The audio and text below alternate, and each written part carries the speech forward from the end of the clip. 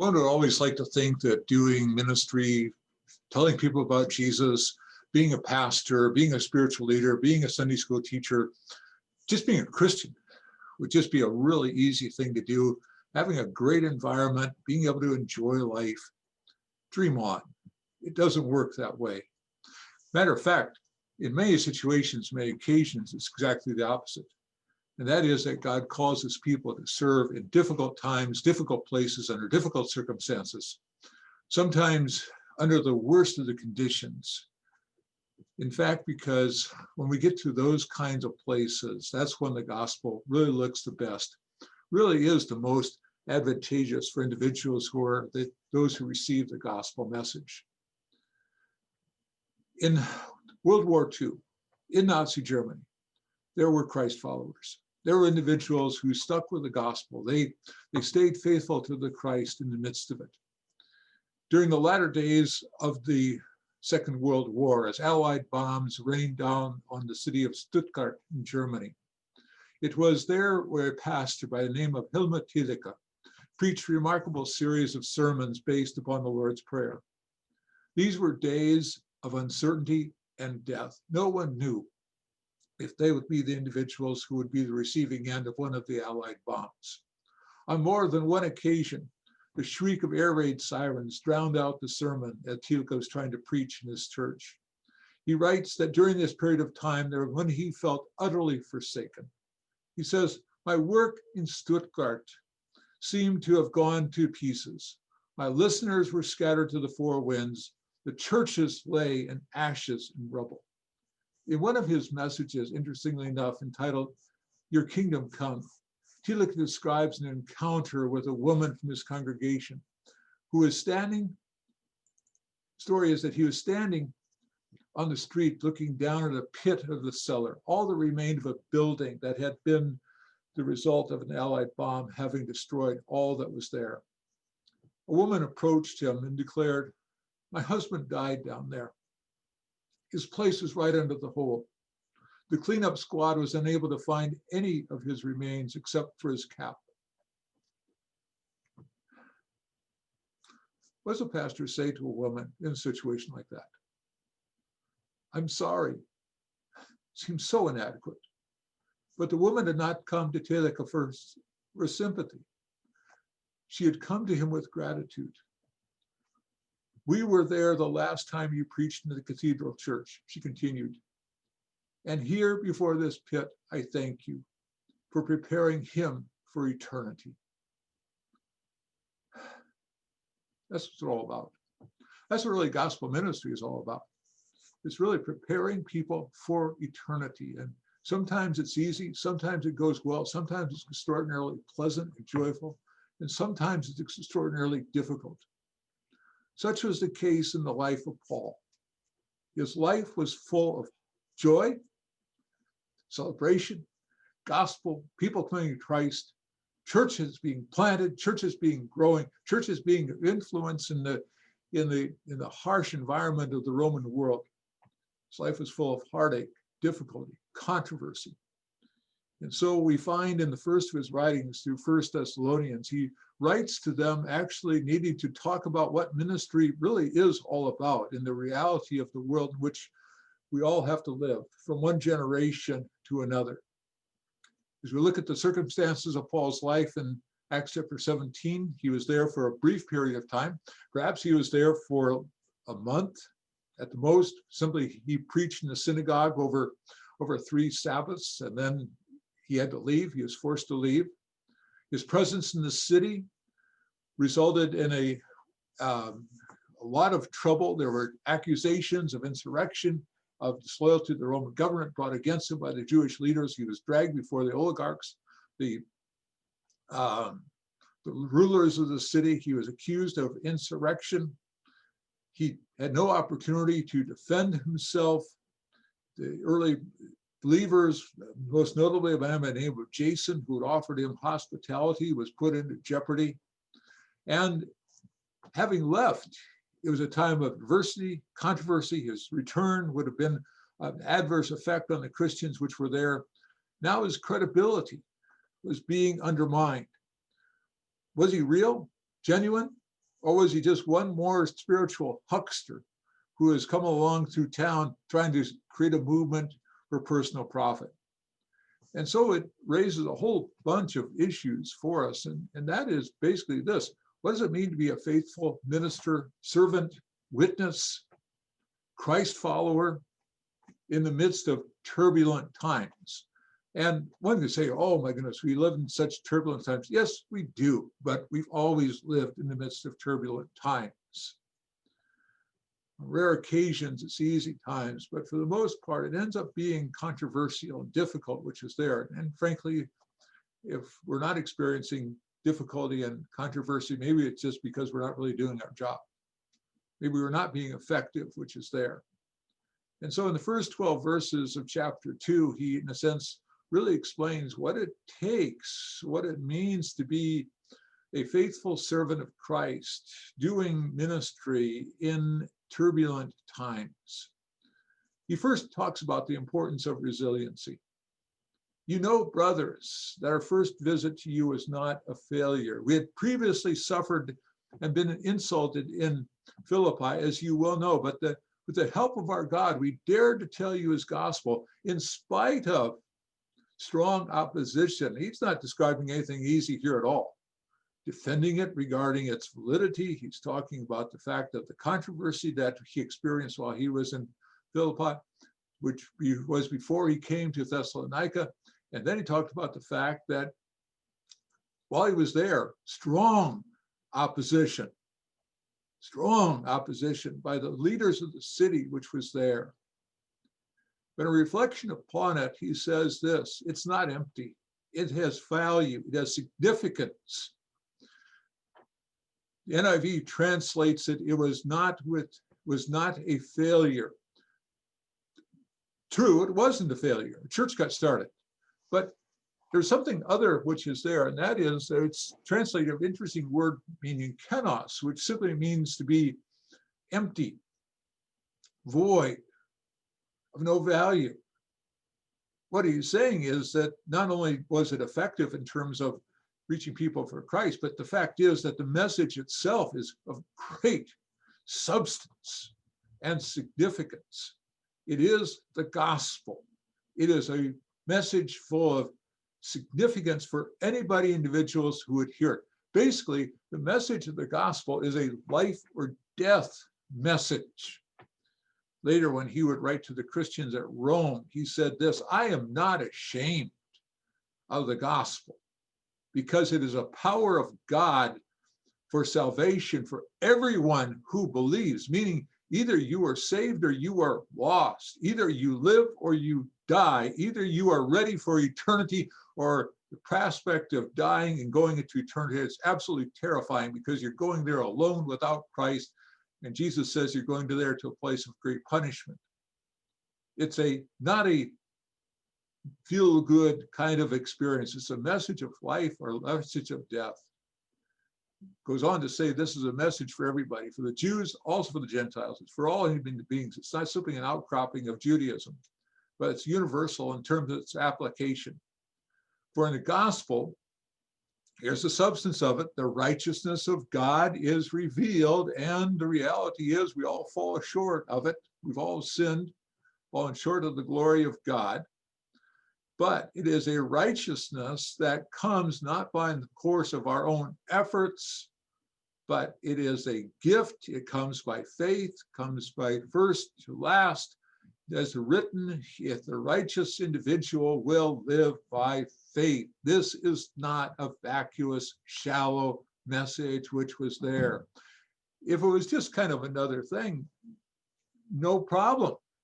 Jesus was just another god, like the pantheon of gods in Greek or Rome, not a particularly big deal. He'd fit in quite well.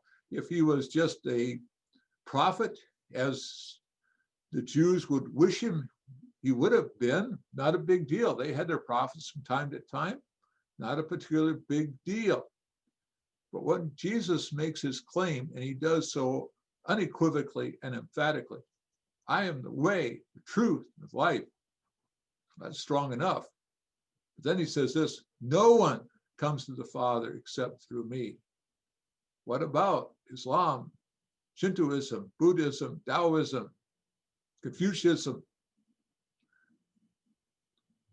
Wrong way, wrong path, wrong result. Atheism, same conclusion. Agnosticism, same destination. I am the way, the truth, the life. These are strong words. These aren't vacuous, empty words. They're words which really require a decision on behalf of anyone who hears them. Either do I invest in this, I believe it, I own it, I live with it, I'm willing to die for it, or the consequences, which are, it's not a good outcome. Our words, our ministry was not vacuous. It was substantive, significant, life-changing, transforming, which was there. That's the message we have. That's the message we bring. And it is a message of life or death to those who are hearers of it. But it requires resiliency, knowing that it will always invoke harsh reaction, opposition, sometimes intimidation, sometimes continual strong opposition. And it can get really tough for those who want to be followers of Jesus Christ. Resiliency, sticking with the task, come what may. It also means that we do ministry with full integrity. That's what we're all about. The thing is that he says this, our message was not like that of others. He says in verse 3, for the appeal we make does not spring from impure motives, nor does it try to trick you, nor from error. On the contrary, we speak as men approved by God to be entrusted with the gospel. We're not trying to please ourselves, but God who tests our hearts. You know, we never use flattery, nor did we ever put on a mask to cover up grief. God is our witness. We were not seeking praise from men, not from you or from anyone else. That is saying, this is who we are, this is what we do, this is what our lives as substantive is based upon. And so he defines it antithetically and proactively. Antithetically, he says this, it is not from error. In other words, we're not teaching things which are false in a capacity. There are no duplicitous motives. There's nothing which says, yeah, we're pretending one thing, we have something else, we have a hidden agenda. That's not the case. Nor is there any deceit, trying to any way convince individuals of things which are not true. Integrity is not any of those things. It is being truthful, having honest intent, clear outcomes, wanting to say to individuals, this is what we're all about. This is who we are. What it is several things as well. It's 5 things which are listed. It's being accountable before God. He says, we're approved by God. We're, interesting word, it's Greek word, documenzo, which means we get our own word document from. You know, watch the Supreme Court hearings in terms of interviews with this past week. Everything had to be documented. Here's this document, here's that document, here's this proof, here's this fact which is there. He says we're approved by God, documented by him. That's our point of accountability. We are individuals who are entrusted a sacred trust of the gospel, message of forgiveness, of new beginnings, of new life, of hope. That's the message which we have. Our audience is one, is God, not trying to please men, but God who tests our hearts. We are individuals who are to be genuine, and that is never utilizing flattery, never utilizing, in a sense, opportunities which are there to try to gain favor by false pretenses. And we are to be individuals who are most focused on what we do. This is obviously not going to be an easy task. It is always challenging and difficult for those who would embark upon it. Remarkable story of Theodore Roosevelt, who served as president for 7 years.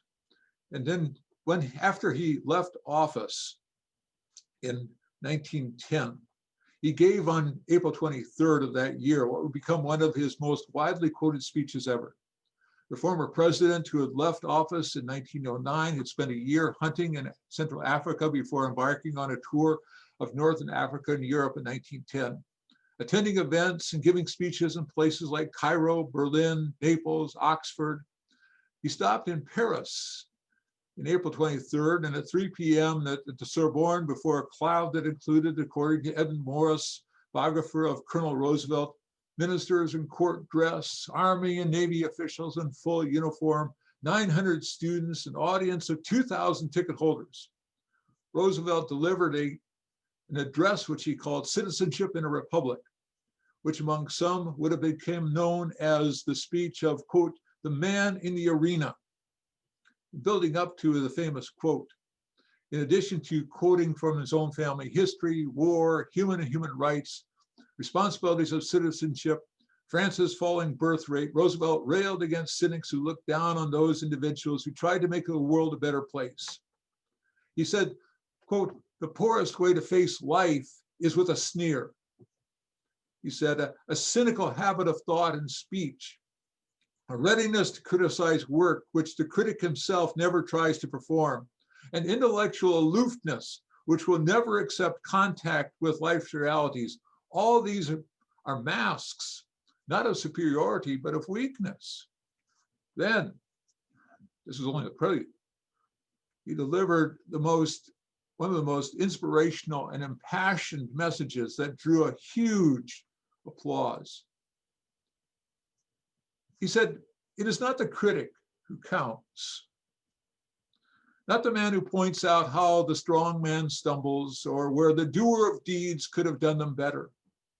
The credit belongs to the one who is actually in the arena, whose face is marred by dust and sweat and blood, who strives valiantly, who errs, who comes short again and again, because there is no effort without error or shortcoming, but who does actually strive to do the deeds, who knows the great enthusiasms, the great devotions, who sends himself for a worthy cause, who at best knows in the end the triumph of high achievement, and who at worst, if he fails, at least fails while failing, daring greatly. So his place shall never be with us, those cold and timid souls who neither know victory nor defeat. Resiliency, integrity, willingness to engage, willingness to be involved, willingness to stand up and make a difference. Thirdly, humility, understanding that we are but vessels of clay, as he would write later to the church at Corinth. As apostles of Christ, he says, we could have been a burden to you, but we were gentle among you, like a mother caring for her children. We loved you so much that we delighted to share with you not only the gospel, but our own lives as well, because you had become dear to us. Surely you remember, brothers, our toil and our hardship. We worked night and day in order not to be a burden to anyone who preached the gospel to you. Many times I've envisioned Paul as being this type A personality, this driven individual, this individual who was just so occupied with tasks in life that nothing was going to dissuade him from that. It's just really not the truth at all. That wasn't the presence of Christ within him. So we look at what he says here. It's rather remarkable.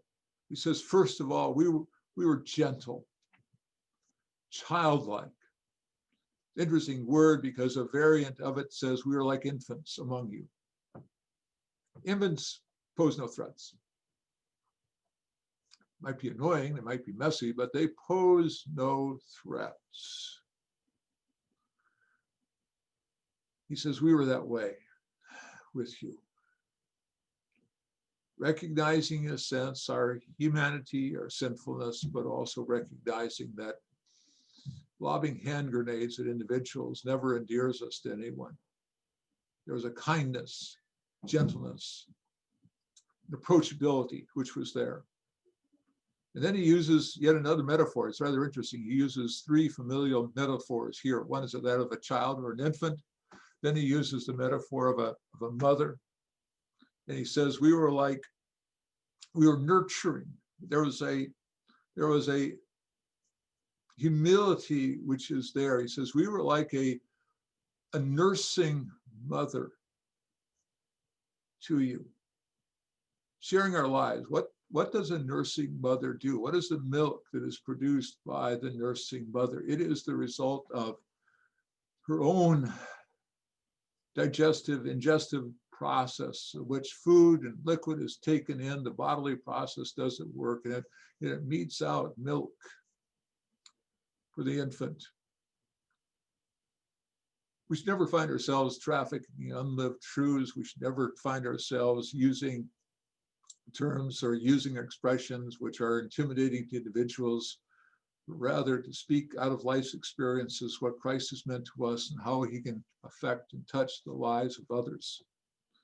In a sense, sharing our own story, our own journey, with it our own failures, our own shortcomings, where we've experienced grace, we've experienced truth, and out of that we have learned how to communicate it to others. These are very earthly types of messages, images which are here. An infant who's gentle, a mother that nurses, talking about transparency, being real, being genuine, not pretending that we're something that we are not. There's no value in that. He says, we loved you so much that we were delighted to share with you not only the gospel, but our own lives as well. Who we are, what we think, and how we struggle. And then there's the willingness to sacrifice. For Paul, he was willing to work. He was a tent maker by trade. In a sense, what he is doing, he says, I'm not like the other religious hucksters along the way who come trying to fleece the flock for their own personal gain. I'm here to serve. I'm here to give. I'm here to sacrifice on your behalf. I'm willing to do whatever it takes to make sure that you're not going to get distracted from what I have to say. And so consequently, we know that whenever he came to town, he had a trade that he brought with him. He was a tent maker, and at many occasions he would just set up his own skills. He could buy some product, he could make the tents, he could sell them, make a living at doing these kinds of things. And this was his willingness to do that. Willingness to be a servant so that others might hear and be willing to listen to what is there for them to understand regarding Jesus. And finally, he says, if we're going to be effective in a turbulent world, and the world is always going to be a turbulent place, we need to be real. There needs to be authenticity. Authenticity before others and authenticity before God. He says, you are witnesses. And so is God. How holy, righteous, and blameless we were among you who believed. For you know that we dealt with each of you as a father deals with his own children, encouraging, comforting, and urging you to live lives worthy of God who calls you into his own kingdom and glory. Who determines authenticity? Who determines if someone is authentic and real? Well, it's not the person who's perpetrating the message, it's the person who's watching and seeing them. They're the ones who test and see what's going on. He says, you were witnesses. You saw me, you understood who I am, how I live, what I do. You know if I'm real or not. You know if I'm being a hypocrite or not. You know if I'm being just a crabby, judgmental, aloof person, or if there's genuine care, which is there. You get this. You know what I'm like. And he says, concerning my life, that you recognize that we were committed, holy, we were righteous, doing our best, we were blameless before others, and trying to do things so that you might understand it's about Jesus and living life authentically. And he draws yet the third family metaphor. He talked first about being the infant, then he talked about being the mother. Now he talks about being the father. That we were like a father to you. And he says this, how a father should at least deal with his own children. 3 ways. Encouraging them. In other words, giving them your own courage, saying, yes, you can. Yes, you are able to. Yes, you can face this particular challenge. In the sense, a good father is one who's gone before, faced the challenges, dealt with the issues which are there, said to his sons and daughters, you can do the same. You can do the same. I'm confident you can make good choices. You will find in making those good choices, it'll go well for you. That's encouraging. Now it's comforting. That is that we all mess up, we all fail. And a good father says to his child, I still love you. You failed, I understand that. Hasn't disturbed my love for you, my compassion for you. I still believe in you. You'll do better next time. And finally, urging, just the cheering that person on to do what is right. But also he says this, we were individuals who lived authentically, helping individuals to focus on the future, to live lives worthy of God, who does what? He calls us to live life in light of his kingdom and glory, encouraging, comforting, and urging you to live life worthy of God, who calls you to his kingdom and glory. Why? Because that's what we're all about. We're kingdom people. We're individuals who are called to live life as Christ followers, live life lived out in the kingdom of God, live life encouraging one another to stay focused on the future, to preparing one another for what lies ahead. Wherever we are, we have that opportunity. Life at times is difficult, extraordinarily so. Sometimes it's opposition, sometimes it's conflict, sometimes it's war, sometimes it's just dealing with the fight of faith when we're terribly sick. In 1967, a man by the name of Doug Nichols was doing mission work in India when he contracted tuberculosis and was committed to a sanatorium for several months. In the tuberculosis sanatorium, Doug found himself lonely, confused, troubled. He didn't know the language of the other patients, but he wanted to share the good news of Jesus with others. All that he had in the sanatorium was a few gospel tracts in their language, Parsi. He tried to pass them out, but nobody wanted them. Then one night, Doug woke up at 2 a.m., coughing violently that he could not catch his breath. During his coughing fit, he noticed a little old emaciated man lolling across the aisle, trying to get out of bed. He was so weak that he couldn't get up. He began to whimper, tried again, no avail. In the morning, he realized that the man had been trying to get up to relieve himself, to go to the bathroom. The stench in the ward was terrible. One can only imagine. The other patients were angry at the old man not being able to contain himself. The nurse cleaned up the mess, then slapped the man. Next night, again, Doug saw the old man trying to get out of bed. But this time, Doug got out of bed, iced up the old man, carried him to the toilet, which in the sanatorium was only a hole in the floor. And then he brought him back to bed. The old man kissed Doug on the cheek and promptly went to sleep. The next morning, Doug woke up to a steaming cup of tea beside his bed.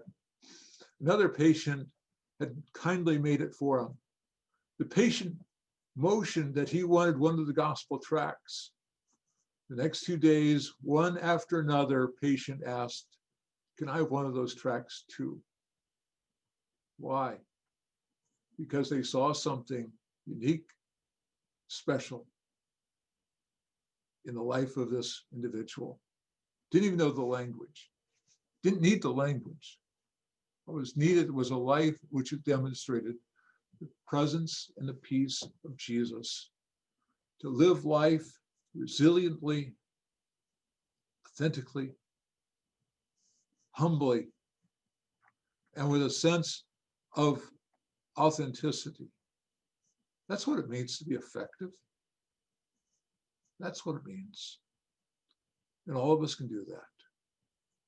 To be resilient, to stick with the task, to be humble, serving one another, to be individuals who live life with integrity, not perfectly, but just being honest and transparent. And then finally, to live lives which really reflect a sense of our own willingness to be authentic. That's what matters for now and all of eternity, as we prepare for, and we help others prepare for eternity.